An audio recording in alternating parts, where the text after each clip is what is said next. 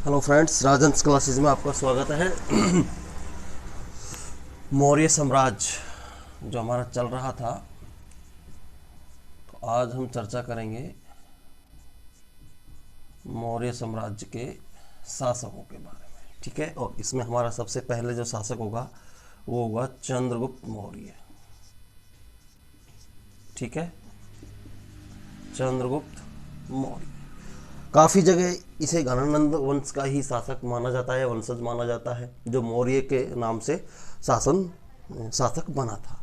ठीक है मित्रों, जबकि कुछ जगह चंद्रगुप्त मौर्य के बारे में बताया जाता है कि इसे चाणक्य ने नंद वंश के पतन के लिए तैयार किया था और इस एक नए साम्राज्य का, एक नए वंश का उदय हुआ जिसे मौर्य साम्राज्य के नाम से जाना गया। चंद्रगुप्त मौर्य का शासनकाल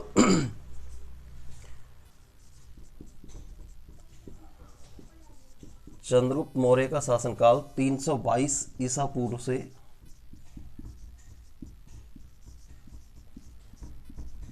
298 ईसा पूर्व तक रहा। ठीक है मित्रों, 298 ईसा पूर्व तक रहा था। ठीक है,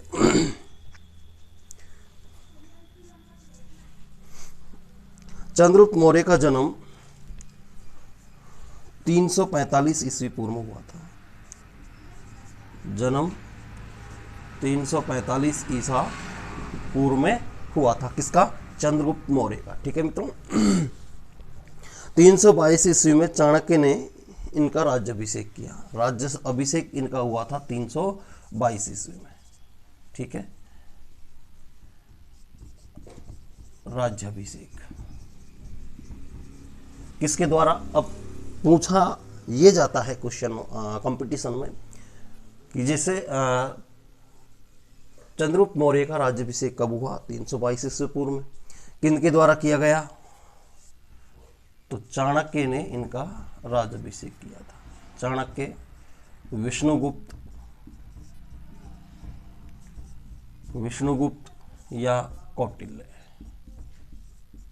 ठीक है मित्रों, विष्णुगुप्त, चाणक्य या कौटिल्य। व्यक्ति एक ही है, नाम तीन है।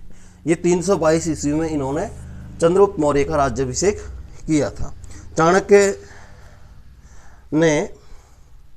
जो चाणक्य थे, ये चंद्रगुप्त मौर्य के द्वारा जो राजकीलम, ये खेल है, क्या है? खेल है राजकीलम। इस खेल से प्रभावित हुए। कौन? चाणक्य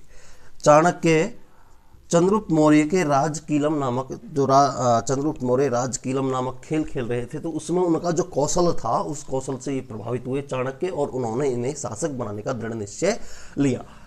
इनके पीछे एक वृत्तांत है कि वृत्तांत क्या है कि गणानंद जो था नंद वंश का अंतिम शासक, उनके राजपुरोहित थे चाणक्य, लेकिन किसी कारणवश या किसी बात को लेकर उनको उस राजवंश में अपमानित किया गया था।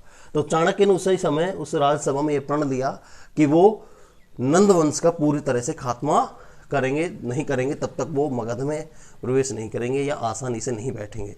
लेकिन तब वो ये प्रण लेकर जब जंगलों की तरफ जा रहे थे, तो रास्ते में कुछ बच्चे इस खेल को खेल रहे थे, राजकीलम नामक खेल को।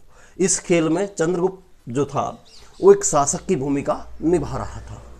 तो उसमें इन्होंने, चाणक्य ने इनके रंग खेलने का तरीके को देखकर ही प्रभावित हुए और उन्होंने पूछा इनसे, चंद्रगुप्त मौर्य से, कि महाराज अगर आप एक खेल में ही एक खेल का पार्ट प्ले करते हुए, चाणक्य ने पूछा कि महाराज एक शेर है जो पिंजरे में बंद है, इसे बिना खोले हुए कैसे बाहर निकाला जा सकता है?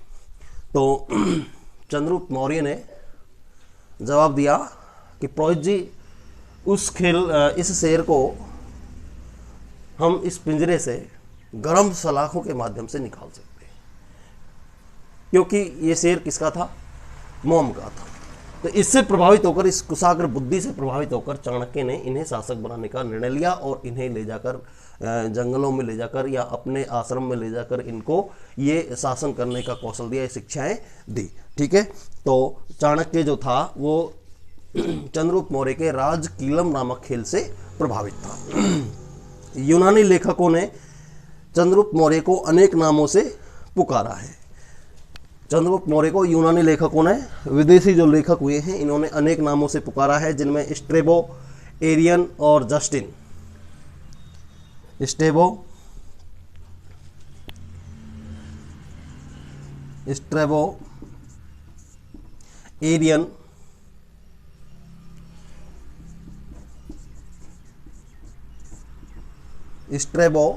एरियन, और जस्टिन।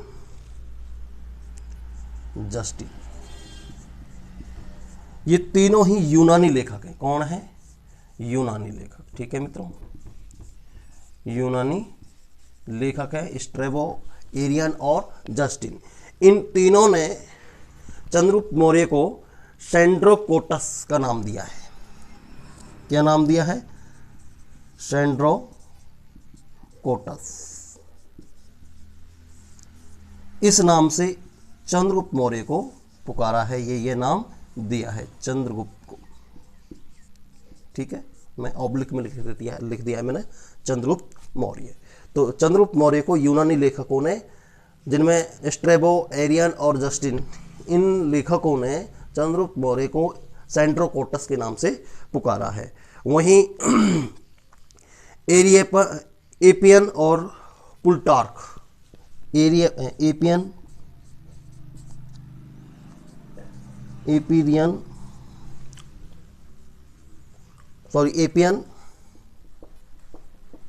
और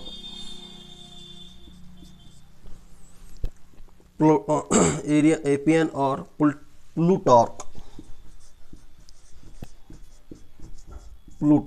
ये दो जो लेखक हैं यूनानी, इन लेखकों ने चंद्रगुप्त मौर्य को एंड्रोकोटस का नाम दिया है। एंड्रोकोटस का नाम दिया है। ठीक है, इन्होंने चंद्रगुप्त को एंड्रोकोटस कहा है, और स्ट्रेबो, एरियन और जस्टिन जो यूनानी लेखक हैं, इन्होंने चंद्रगुप्त को सेंड्रोकोटस के नाम से पुकारा है। ठीक है मित्रों, ये यानी चंद्रगुप्त के जो शासन था, इससे विदेशी लेखकों के जो संबंध थे,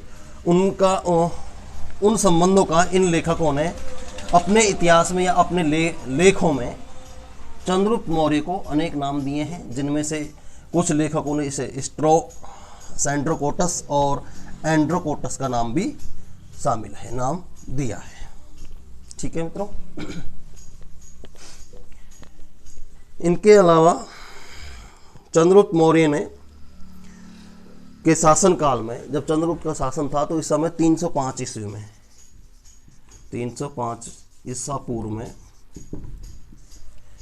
यूनानी शासक सेल्यूकस निकेटर, यूनान का इस समय शासक था सेल्यूकस निकेटर। ठीक है मित्रों, सेल्यूकस निकेटर यूनान का शासक था, और इस सेल्यूकस ने 305 ईस्वी में भारत पर आक्रमण किया। उस समय यहाँ का शासक यानी मगध पर आक्रमण किया। इस समय यहाँ का शासक था चंद्रगुप्त मौर्य। तो चंद्रगुप्त मौर्य ने इस आक्रमण में सेल्यूकस निकेटर को पराजित कर दिया। जीत कौन हुई? जीता कौन? चंद्रगुप्त मौर्य। ठीक है, ये पराजित हुआ सेल्यूकस निकेटर। तो पराजित होने के बाद सेल्यूकस ने अपनी सैनिक शक्ति को मजबूत करने के लिए या शासन नीति को मजबूत करने के लिए अपनी पुत्री, इसकी एक पुत्री थी हेलेना। ठीक है, ये इसकी पुत्री थी। ठीक है मित्रों, किसकी? सेल्यूकस निकेटर की एक पुत्री थी जिसका नाम था हेलेना। ठीक है, इसका विवाह अपने रिश्ते मजबूत करने के लिए, शासन को मजबूत करने के लिए इसका विवाह इससे किया। किससे? चंद्रगुप्त मौर्य से। ठीक है, किससे किया? चंद्रगुप्त मौर्य से सेल्यूकस निकेटर ने अपनी पुत्री का विवाह किया। यह भारतीय इतिहास का पहला अंतरराष्ट्रीय विवाह था, प्रथम अंतरराष्ट्रीय विवाह था। ऐसा इतिहासकार मानते हैं कि यह प्रथम अंतरराष्ट्रीय विवाह था भारतीय इतिहास का। ठीक है, जो चंद्रगुप्त मौर्य और सेल्यूकस निकेटर की पुत्री हेलेना के बीच में हुआ था। ठीक है, चंद्रगुप्त मौर्य ने अपना शासन दक्षिण तक फैलाया और इसकी राजधानी पाटलिपुत्र को बनाया। चंद्रगुप्त मौर्य ने अपना शासन दक्षिण तक फैलाया, दक्षिण भारत तक विस्तृत किया, फैलाया, इसकी राजधानी पाटलिपुत्र यानी पटना को बनाया। चंद्रगुप्त मौर्य ने चंद्रगुप्त मौर्य का जो अंतिम समय था, उस अंतिम समय में ये जैन अनुयायी बन गया। क्या बन गया मित्रों? जैन अनुयायी बन गया, यानी इसने जैन धर्म अपना लिया। किसने? चंद्रगुप्त मौर्य ने। जय और भद्रबाहु का शिष्य बन गया, जो कि जैन धर्म की जो 2 शाखाएं बटी, उनमें से जो एक शाखा का जो मुनि था भद्रबाहु, उसका ये शिष्य बन गया। कौन? चंद्रगुप्त मौर्य। अंतिम समय में, जीवन के अंतिम वर्षों में और इसके शासनकाल में 12 वर्षों तक भीषण अकाल पड़ा। चंद्रगुप्त मौर्य के शासनकाल में 12 वर्षों तक भीषण अकाल पड़ा। इसके बाद, इस अकाल के बाद, यानी 12 वर्षों के बाद, ये भद्रबाहु के साथ श्रवणबेलगोला चला गया, जो कि कर्नाटक में है, मैसूर में। कहाँ है श्रवणबेलगोला?